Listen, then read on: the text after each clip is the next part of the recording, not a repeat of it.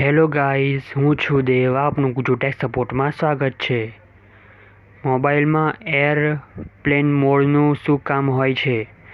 ઘણા બધા લેપટોપમાં પણ એરોપ્લેન મોડ દેખાય છે. આખરીમાં આ એરોપ્લેન મોડ શું છે? એનું શું કામ હોય છે? આપણા મોબાઈલમાં શું કામ કરે છે? આ બધા ડાઉટ તમારા મનમાં છે. જો હા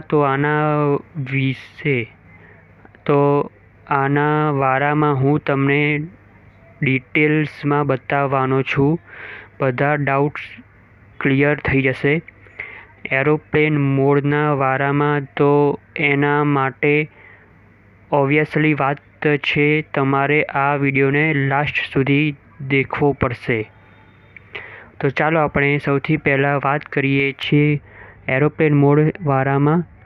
આખરીમાં આ એરોપ્લેન મોડ શું હોય છે? તો એરોપ્લેન એક સેટિંગ છે, ફીચર છે આપણા મોબાઈલમાં, પછી લેપટોપ સિસ્ટમમાં જોવા મળી જશે. તો આને basically offline mode, standard mode કે પછી ફ્લાઇટ મોડથી પણ જાણીએ છીએ. એમ પણ ફ્લાઇટ મોડને ઓન કરીએ છીએ એના પછી ટ્રાન્સમિશન સિગ્નલ પૂરી રીતે બંધ થઈ જાય છે. ના કિસી કો કોલ કરી શકીએ છીએ, SMS મોકલી શકીએ છીએ, ના તો કોઈ કોલ આવી શકે છે કે પછી SMS આવી શકે છે. એના અલાવા ના તો કઈ બધા ફીચર જેવી રીતે વાઈફાઈ થઈ ગયું, બ્લૂટૂથ થઈ ગયું, GPS થઈ ગયું, કઈ બધા ફીચર્સ ડિલીટ થઈ જાય છે. આ બધા ફીચર્સને મેન્યુઅલી ટર્ન ઓન કરી શકો છો, એને વાપરી શકો છો. જેવી રીતે મોબાઈલમાં એરપ્લેન મોડ ઓન થઈ જાય છે, જ્યાં પર નેટવર્ક બતાવતા હતા ત્યાં પર નિશાન બતાવશે. એનો મતલબ એવો છે કે તમારા મોબાઈલમાં એરોપ્લેન મોડ ઓન છે. તો સવાલ ઉઠે છે કે એરોપ્લેન મોડનો શું યુઝ છે? મોબાઈલમાં જ્યારે આપણે ફ્લાઇટ જઈએ છીએ, પ્લેન પર જઈએ છીએ, હંમેશા ફ્લાઇટમાં એવું તો શું કહેતા હોય છે કે પછી આપણા મોબાઈલમાં એરોપ્લેન એક્ટિવેટ કરી દો.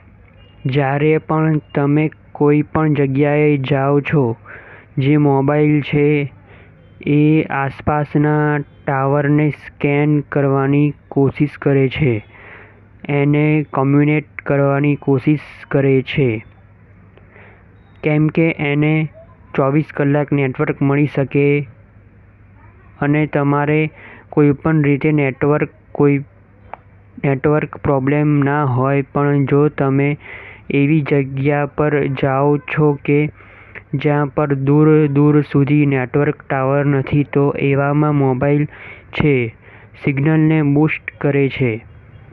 જો ભી આસપાસ જહાં તક ભી શોર્ટ ડિસ્ટન્સમાં ટાવરોને એને કમ્યુનિકેટ કરી શકે, તમારે નેટવર્ક મળી શકે.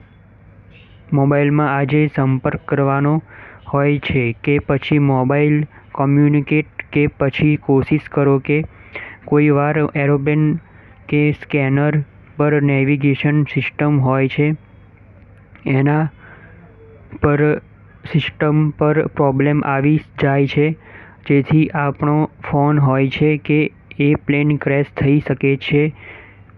એટલે તમારે લોકોને કહેવામાં આવે છે કે હંમેશા પ્લેનની અંદર ફોન બંધ કરીને રાખવો જોઈએ. એવું એટલે કે પાયલોટ પ્રોબ્લેમ થઈ શકે છે.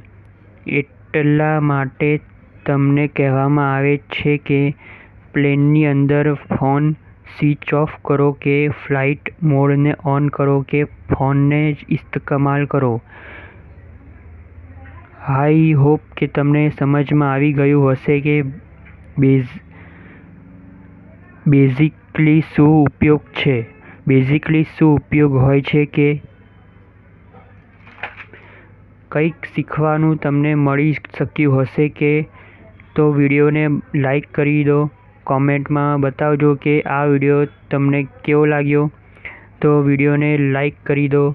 ચેનલને સબસ્ક્રાઈબ કરવાનું ના ભૂલતા. ત્યાં સુધી ગુડ બાય.